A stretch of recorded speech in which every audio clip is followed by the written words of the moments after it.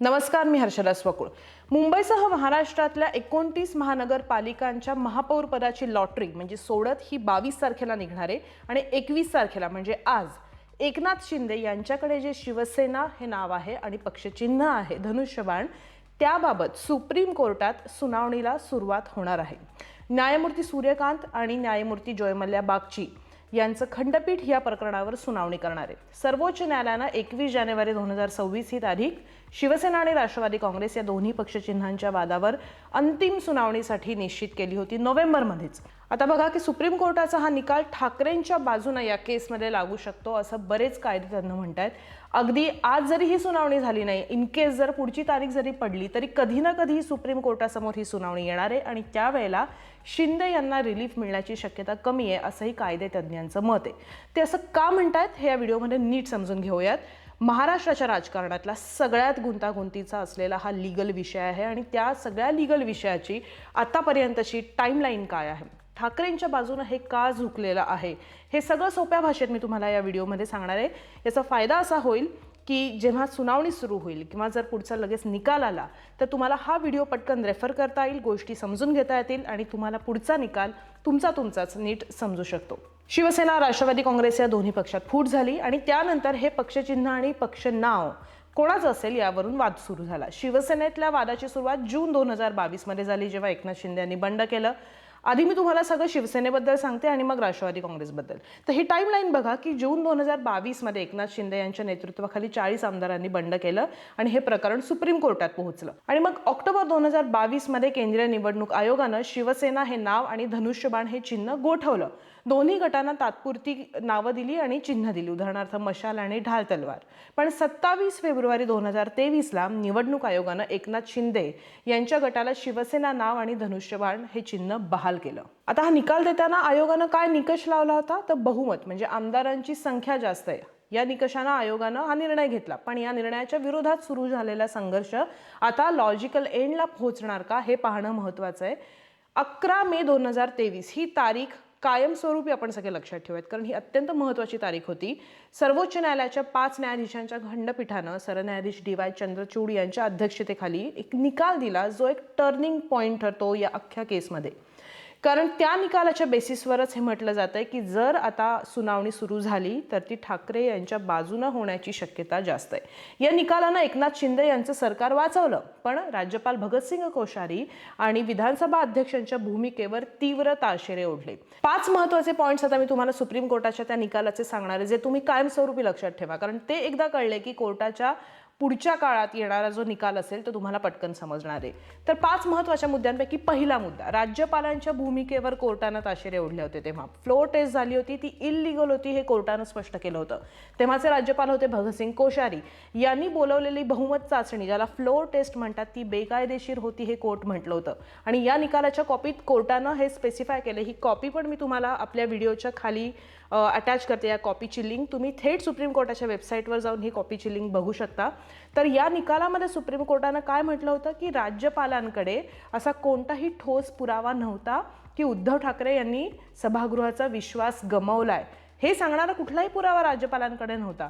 पक्षांतर्गत वाद मिटवण्यासाठी बहुमत चाचणीचा वापर करणं हे चुकीचं आहे असं कोर्टाने म्हणलं. म्हणजे कळलं की ही जर बहुमत चाचणीच झाली नसती तर एकनाथ शिंदे हे भाजपबरोबर सरकार स्थापनच करू शकले नसते.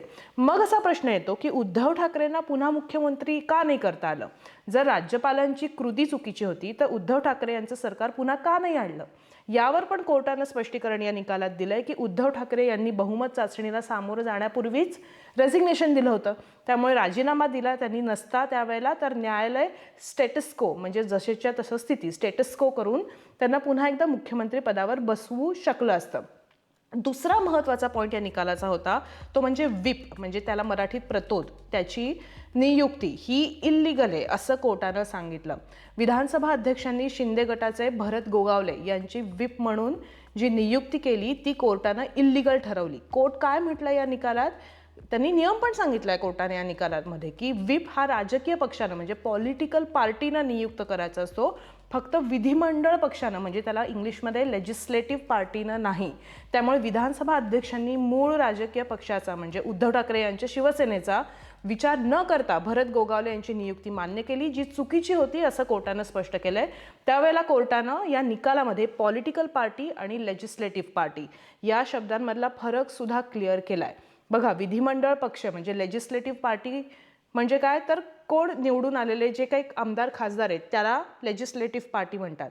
पण पॉलिटिकल पार्टी म्हणजे मेन पक्ष, ती संघटना, त्यातले पदाधिकारी, त्यातली नोंदणीकृत संस्था.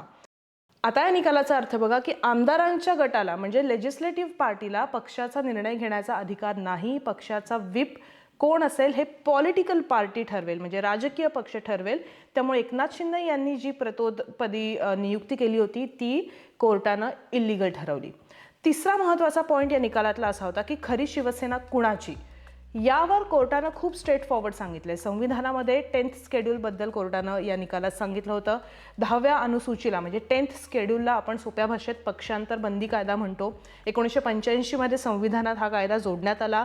याचा मेन एम काय होता, तर असंच कोणी आयाराम गयाराम राजकारण होऊ नये हा त्याचा मेन एम होता. आणि यानुसार एखादा आमदार हा अपात्र कधी ठरू शकतो, जर त्यांना स्वतःहून पक्षाचं सदस्यत्व सोडलं असेल किंवा जर पक्षाच्या व्हिप किंवा आदेशाविरुद्ध जाऊन मतदान केलं गेलं असेल.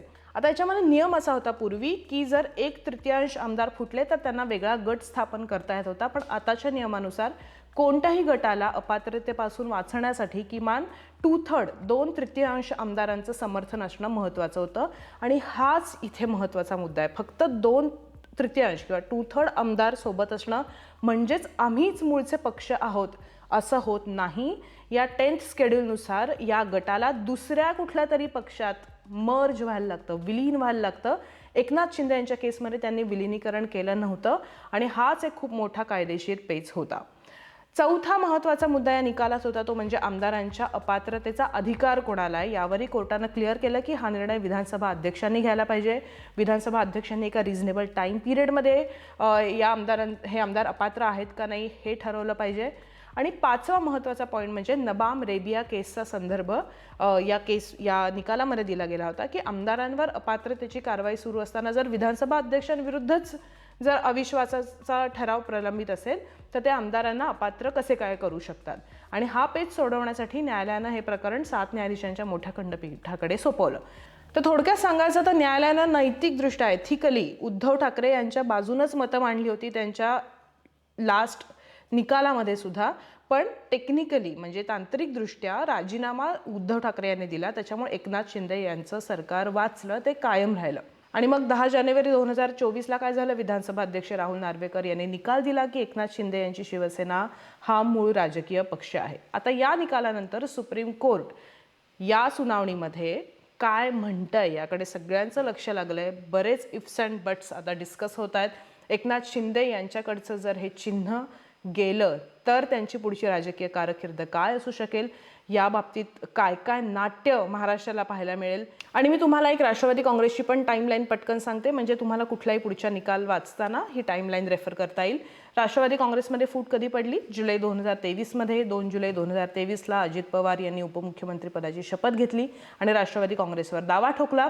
6 फेब्रुवारी 2024ला निवडणूक आयोगानं अजित पवार गटाला मूळ राष्ट्रवादी काँग्रेस म्हणून मान्यता दिली आणि घड्याळ हे चिन्ह त्यांना बहाल केलं. मग 7 फेब्रुवारी 2024ला शरद पवार यांच्या गटाला राष्ट्रवादी काँग्रेस पार्टी शरदचंद्र पवार हे नाव आणि तुतारी फुंकणारा माणूस हे चिन्ह मिळालं. 15 फेब्रुवारी 2024ला विधानसभा अध्यक्ष राहुल नार्वेकर यांचा निकाल आला की अजित पवार यांचा गट हाच मूळ राष्ट्रवादी काँग्रेसचा पक्ष आहे आणि त्यांच्या गटाचे आमदार हे पात्र आहेत. आणि सप्टेंबर 2024मध्ये विधानसभा निवडणुकीच्या पार्श्वभूमीवर शरद पवार गटानं सर्वोच्च न्यायालयात धाव घेतली. अजित पवार गटाला नवीन चिन्ह देण्याची त्यांनी मागणी केली आणि ऑक्टोबर 2024मध्ये या याचिकेवर सुनावणी करताना 24 ऑक्टोबरला ही सुनावणी झाली. त्यावेळेस सुप्रीम कोर्टानं हे स्पष्ट केलं की अजित पवार हे घड्याळ हे चिन्ह वापरू शकतात, पण प्रचारात त्यांना हे सांगायला लागेल की हे प्रकरण न्यायप्रविष्ट आहे. हा डिस्क्लेमर त्यांना द्यायला लागेल. बघा ना, एकीकडे काका पुतणा सुप्रीम कोर्टात पक्षचिन्हावरून लढतात आणि दुसरीकडे महाराष्ट्रात तुतारीनं घड्याळाला ॲक्सेप्ट केलंय. हे असं चित्र महाराष्ट्रातल्या राजकारणातला एक खूप मोठा गमतीशीर विरोधाभास आहे, नाही का. आजच्या सुनावणीमध्ये काय होईल असं तुम्हाला वाटतं आणि एकनाथ शिंदे यांचा पुढचा राजकीय प्रवास कसा असू शकेल असं तुम्हाला वाटतं हे कमेंट बॉक्समध्ये नक्की सांगा. या सुनावणीकडे सुद्धा आपलं लक्ष असणार आहे. यातल्या लीगल बाबी सोप्यातल्या सोप्या मराठीमध्ये एक्सप्लेन करण्याचा मी प्रयत्न करणार आहे. तुम्ही सुद्धा सुप्रीम कोर्ट ऑफ इंडियाच्या वेबसाईटवर जाऊन आधीचे निकाल नीट वाचू शकता आणि त्याची लिंक मी खाली देते. पुढच्या व्हिडिओमध्ये लवकरच भेटू. तोपर्यंत धन्यवाद.